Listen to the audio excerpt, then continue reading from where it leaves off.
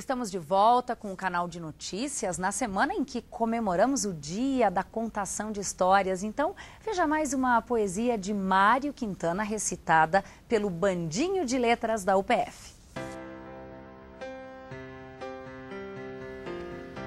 Era um caminho velho, minha filha, um caminho velhinho.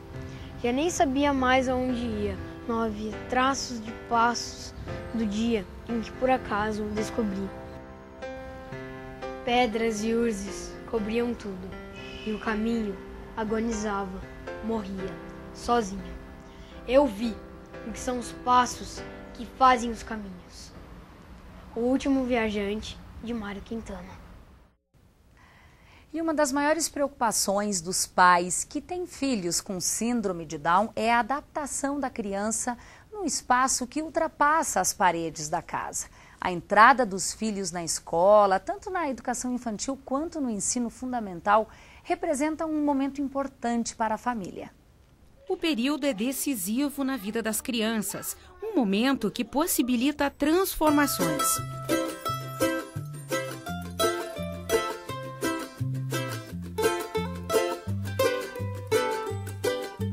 Para ela desenvolver um pouco mais a fala, que ainda que tem dificuldade, né? A gente conseguiu tirar a fralda dela um pouco mais cedo com a escola, né? Então foi muito importante trazer ela para a escola. A Duda, filha do Carlos, é uma das 3 crianças com síndrome de Down que estudam nesta escola de educação infantil em Passo Fundo. Adaptada há 2 anos, ela interage muito bem com os colegas.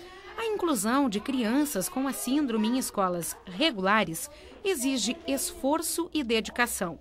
Um trabalho conjunto, formado por pais e professores.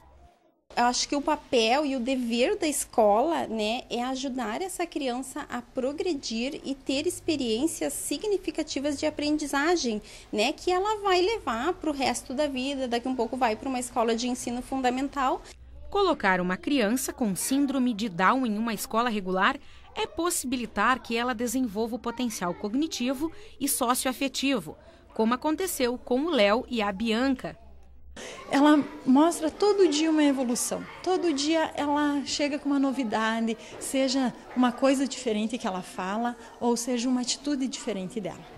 E para mim isso foi assim, muito importante e é muito importante. Não percam tempo, mães.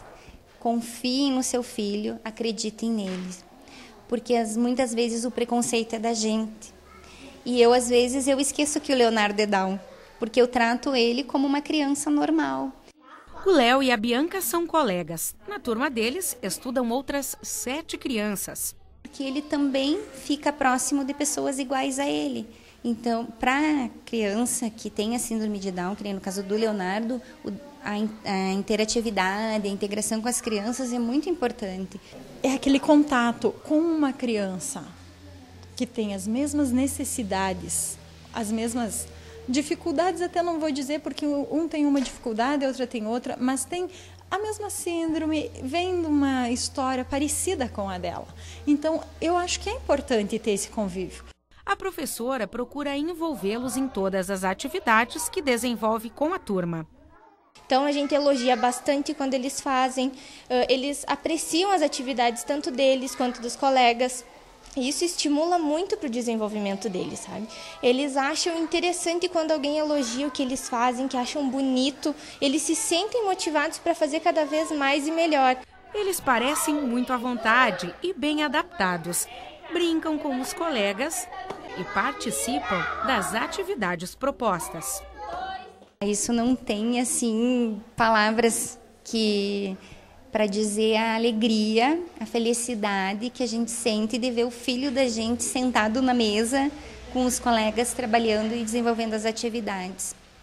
Eu fazia tempo assim que eu não vi o Leonardo feliz. E como toda situação, sempre há desafios. Às vezes tem dias que eles não querem, tem dias que eles fazem mais. Outros dias eles resolvem dizer que eles não conseguem, mas com a ajuda dos pais em casa também, mandando alguma atividade para fazer, eles conseguem se sentir motivados. Apesar das particularidades, a experiência tem sido positiva. Só que não dá para os pais querer que os seus filhos fiquem só no convívio de crianças especiais por serem especiais. Pelo contrário, a criança tem que estar aberta para novidade, para coisas novas o tempo todo.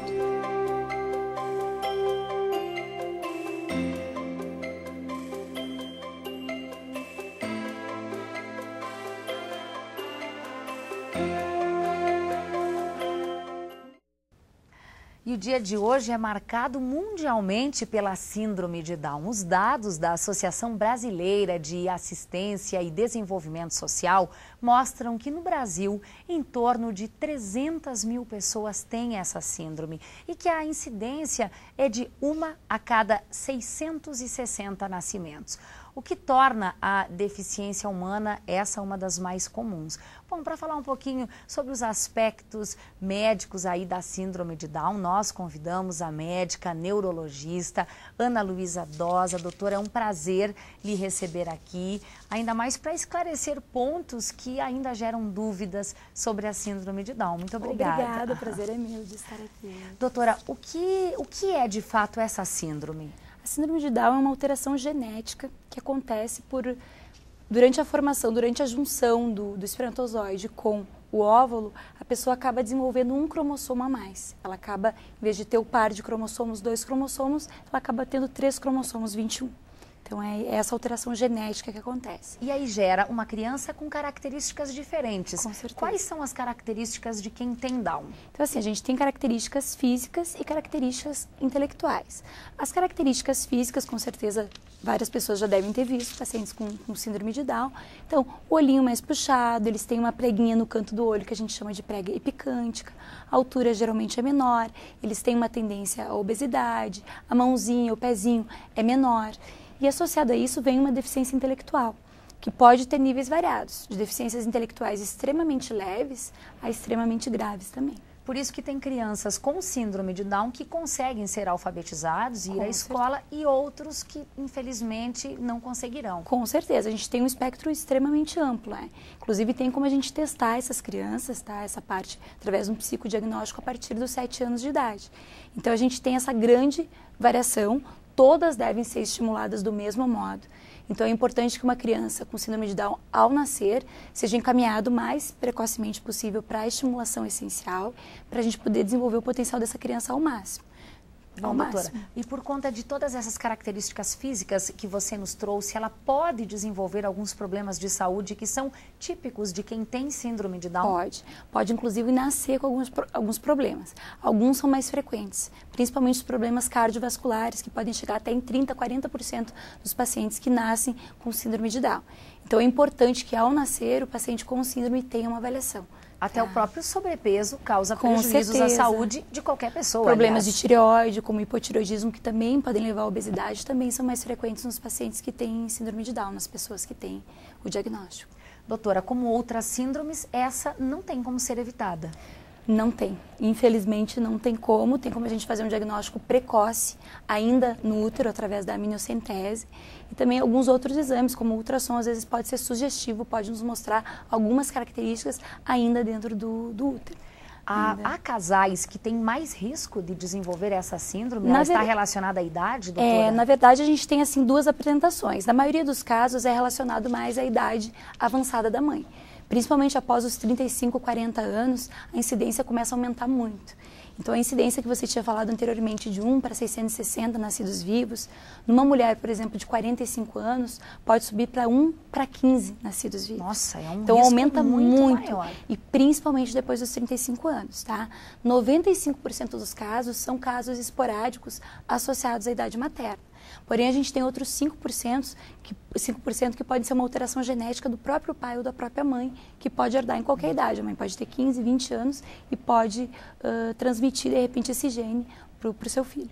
Bom, a gente viu aí na reportagem o desenvolvimento deles e o quanto eles são afetivos. Com certeza. Essa é uma grande característica de quem tem síndrome de Down. Com certeza. A maioria deles tendem a ser muito carinhosos, eles dão uma reciprocidade importante, eles conseguem conviver muito bem em grupo. Claro que a gente tem alguns pacientes com síndrome de Down que acabam sendo um pouco mais agressivos, que às vezes podem ter alguns problemas psiquiátricos associados, mas para tudo isso tem tratamento, tem acompanhamento. Doutora, só para a gente encerrar, é impressão evolução ou o preconceito vem diminuindo? Com certeza vem diminuindo. Através das políticas de inclusão, as pessoas estão mais conscientes que não é uma doença, que é uma síndrome, que a pessoa tem que ter uma vida normal e tem que ser tratada com muita dignidade e respeito, como qualquer outra criança, como qualquer outro ser humano. Até a expectativa de vida deles está aumentando. Com né? certeza. Então, no início do século passado, a expectativa de vida chegava aos 15, 20 anos devido aos problemas cardiovasculares. Hoje em dia, a gente tem relatos de pacientes vivendo até os 80 anos, 75 anos. Que maravilha. Tem aumentado muito. Doutora, muito obrigada pelas informações. Obrigada. Muito obrigada, que agradeço. Bom, o outono recém começou e as temperaturas já estão mais baixas. O final de semana deve ser de tempo seco, com temperatura que não passe aí dos 25 graus. Veja então os detalhes na previsão do tempo.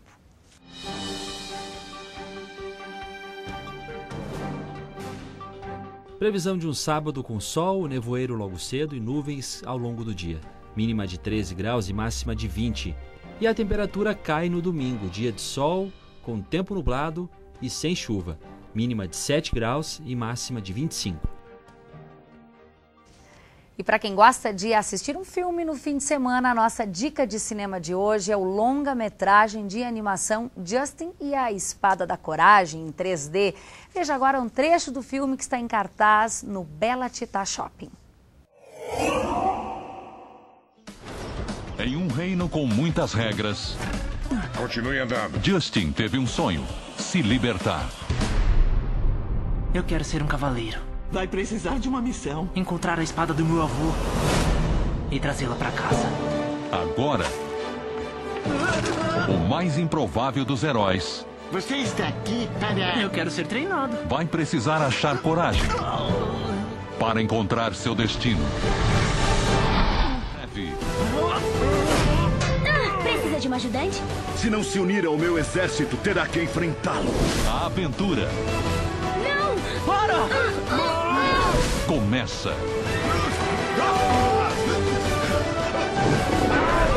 O apocalipse está sobre nós. Solte a moça. O início de uma nova era de novos heróis.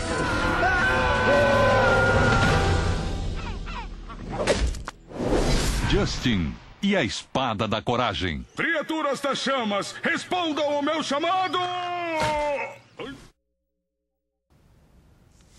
Ele nasceu em Porto Alegre, mas foi aqui em Passo Fundo que conheceu Beto Bruno para fundar a banda que marcaria a virada no estilo do rock nacional. Marcelo Gross, da Cachorro Grande, esteve aqui na UPF TV e também na Rádio UPF. Gravou músicas exclusivas para a programação da rádio e ainda bateu um papo sobre o disco solo e também o mercado do vinil. O porto-alegrense Marcelo Gross é compositor, arranjador, fundador da banda Cachorro Grande, banda com reconhecimento nacional. E está aqui em Passo Fundo para apresentar o trabalho da carreira solo, ó, lançado em vinil pelo selo 180 gramas. Gross, use o assento para flutuar. Seja bem-vindo. Valeu, querido. Passo Fundo, na UPF TV. Claro, é um prazer estar de volta à terrinha aqui, amada. E a gente brincava fora do ar que eu disse, a banda nasceu aqui, nasceu em Porto Alegre, nasceu aqui ou em Porto Alegre? Nasceu aqui em Passo Fundo, porque né? A amizade de vocês começou aqui, né? Começou aqui, você claro. E o Beto. Sim, toda a história, né? Eu morei aqui um tempo, o Beto nasceu aqui, depois ele foi morar em Uberlândia, se não me engano. Uhum. Então a coisa toda começou aqui, estamos de volta às raízes. E a banda está muito bem, né? Já são 6 trabalhos. É isso? Sim, 6 trabalhos. Acabamos de gravar o 7º, vamos lançar agora, logo depois da Copa. O nome do 7º? O nome do 7º disco novo da Cachorro vai ser Costa do Marfim. Costa do Marfim. É. Que bacana. Marcelo, e essa ideia de ir fazer um disco solo, mostrar as músicas assim... eu sei que são músicas que estavam um pouco de canto, um pouco guardadas lá, que Sim. A banda não estava, digamos assim, aproveitando, e tu disse, não, são minhas composições, eu vou mostrar. Claro, elas estavam lá querendo sair da gaveta, né? Então foi um motivo para mim fazer. Eu escrevo em grande quantidade também, então tinha música pra caramba. E quando eu juntei a banda, o trio, para gravar o disco, apareceram mais algumas que a gente acabou fazendo especialmente pro disco. Uhum. E foi isso, a necessidade de tocar essas canções que estão no disco, que eu achava que não deveriam ter ficado guardadas, né? Marcelo, chegou no resultado que tu queria? Com certeza, cara. A gente gravou bem do jeito Uma coisa bem diferente e o oposto do que a Cachorro está fazendo, porque a Cachorro Grande a gente está fazendo um som mais moderno e coisa e tal. E eu tenho essas minhas raízes do blues e do rock and roll, as quais eu não quero e nunca vou me livrar, né? É que isso fica no subconsciente, né? Claro. É automático. Então, isso me permitiu explorar mais essas raízes do rock and roll no meu disco solo. E foi gravado daquela maneira como se gravava antigamente, com a banda toda tocando junto numa salinha. Quase que um take só? É, um take só. E alguns takes, né? Mas aquele take que pega todo mundo junto, tocando ao vivo, como se fazia os discos dos Beatles e dos Rolling Stones, que são meus heróis. E Marcelo, teu disco já está nas lojas, então? Já está nas lojas. É um disco elaborado, né? É um disco, tem 12 canções, a edição de vinil é a edição dupla, né? E demais, foi masterizado lá na Inglaterra, na Turan Audio, onde masteriza os discos do Dylan, do Supergrass. E quem distribui é o selo 180. É o selo 180 gramas aqui de Passo Fundo, do meu herói Garras Verdes, Rodrigo de Andrade, que fez isso com o maior carinho, com o maior capricho, e um artigo luxuosíssimo que eu estou com muito orgulho de mostrar né, bom, já que de fazer o trabalho. Tu está com orgulho de mostrar e quer mostrar o trabalho, eu peço para você tocar uma música, então fica a teu critério. A rádio aqui na UPF está tocando um tema, me ajuda aqui, eu aqui e você nem aí, é isso? Isso, é meus amigos daqui sempre me mandam lá, tá tocando tua música na UPF, eu digo, pô, que legal. Está tocando eu aqui, você nem aí. Quer fazer, quem sabe, um trechinho dessa Pode música? ser, vou fazer aí, ó. Então a gente encerra o papo aqui com o Marcelo Groza, Cachorro Grande, investindo na carreira solo, mas sempre cachorro, né? Oh yeah, valeu.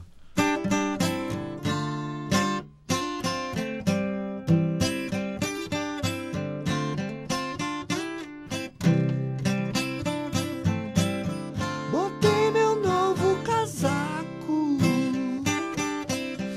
cocei minhas botas, Beatle, pra ver se você olha pra mim. Eu aqui, você nem aí.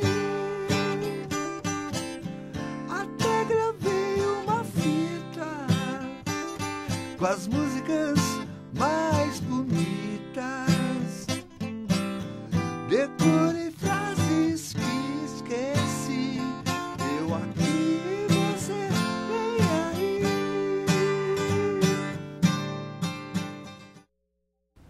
E a partir de segunda-feira nós vamos apresentar mais uma série especial de reportagens aqui na UPF TV.